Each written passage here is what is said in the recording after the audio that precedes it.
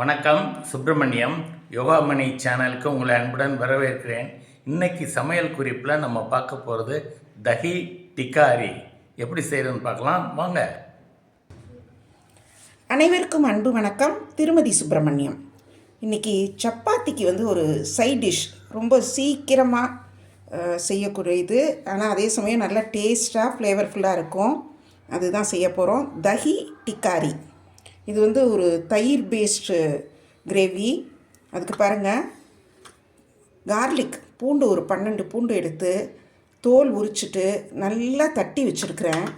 அது தவிர Kashmiri chilli powder 1 teaspoon எடுத்து வச்சுருக்கிறேன். சீரகத்தூள், மல்லித்தூள், மஞ்சள் தூள், பெருங்காயம், வெங்காயம் பொடியாக அரிஞ்சு வச்சுருக்கிறேன். ஒரு 3/4 கப் பச்சை மிளகாய் ஒரு 4 பீஸ் நீளமாக நறுக்கி வச்சுருக்கிறேன். முக்கியமானது தயிர் ஒரு 1.5 கப் சேர்ப்பேன். தேவையான அளவு உப்பு எடுத்து வச்சுருக்கிறேன். தாளிக்கிறதுக்கு எண்ணெய், கடுகு, சீரகம், கருவேப்பிலை, அப்புறம் மேலே தூவுறதுக்கு கொத்தமல்லி எல்லாமே ரெடியாக இருக்குது. இப்போ ஒன்றா செய்ய ஆரம்பிச்சிடலாம். முதல்ல இந்த மிளகாத்தூளோட இந்த தட்டி வச்ச பூண்டையும் சேர்த்து கொஞ்சம் தண்ணி விட்டு நல்லா கலந்துடுறேன். இது நல்லா மிக்ஸ் ஆகிடுச்சு. அந்த தட்டி வச்ச கார்லிக், அந்த மிளகாத்தூளும் இது ஒரு பக்கம் அப்படியே ஒரு 2 மினிட்ஸ் நல்லா சோக்காகி இருக்கட்டும். அடுப்பில் ஒரு பேன் வச்சு ஒரு 3 ஸ்பூன் எண்ணெய் ஊற்றிருக்கிறேன். அதில் கொஞ்சம் கடுகும் சீரகமும் போட்டுடலாம். அதோடைய கருவேப்பிலை அதையும் சேர்த்துடலாம்.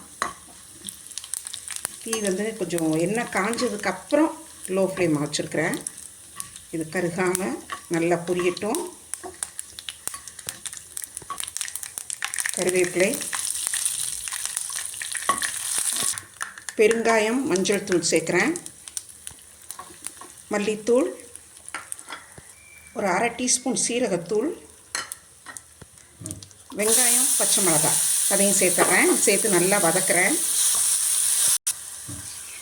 வெங்காயம் நல்லா வதங்கினதுக்கப்புறம் இந்த கலந்து வச்சுருக்கிற கார்லிக் மிளகாய் பொடி பேஸ்ட் அதை இதில் நல்லா சேர்த்து கிளறி விடலாம்.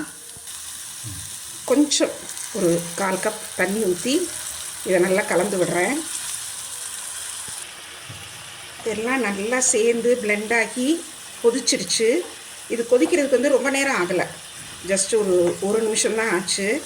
இப்போ இது நல்லா கொதிச்சதுக்கப்புறம் இதை அடுப்பை ஆஃப் பண்ணி வச்சிடுறேன். இது நல்லா ஆறணும். தயிர் ஒரு 1.5 கப் எடுத்து வச்சுருக்கிறேன்.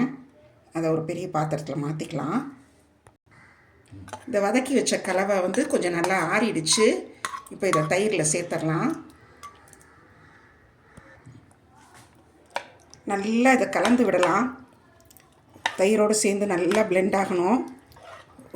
எப்படி சொல்கிறது, நல்லா ஒரு க்ரீமியாக இருக்கும். இது சாப்பிட்றதுக்கு சப்பாத்தி, பூரி ரொம்ப நல்லா சப்பாத்தி பூரிக்கு நல்லா மேட்ச் ஆகும்.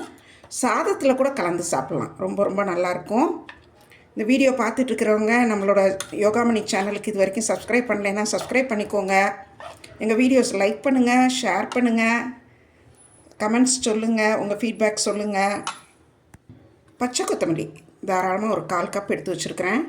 இதையும் இதில் நல்லா கலந்து விட்டுடலாம். கலந்து விட்டுட்டு இப்போ நம்ம பரிமாறிடலாம். இதை சூப்பரான ஃப்ளேவரில் சப்பாத்தி பூரிக்கு தொட்டுக்கிறதுக்கு தஹி டிக்காரி ரெடி ஆயிடுச்சு. நீங்களும் செய்து பாருங்கள். ரொம்ப சுலபமாக செய்திடலாம். காய்கறி எதுவும் இல்லைன்னா இந்த மாதிரி தயிர், வெங்காயம் இது மட்டும் கலந்து செய்கிறப்போ ரொம்ப நல்லாயிருக்கும். அதுவும் கார்லிக் ஃப்ளேவர் பிடிக்கிறவங்களுக்கு இது அல்டிமேட்டாக இருக்கும். செய்து பாருங்கள், எப்படி இருந்துச்சுன்னு சொல்லுங்கள்.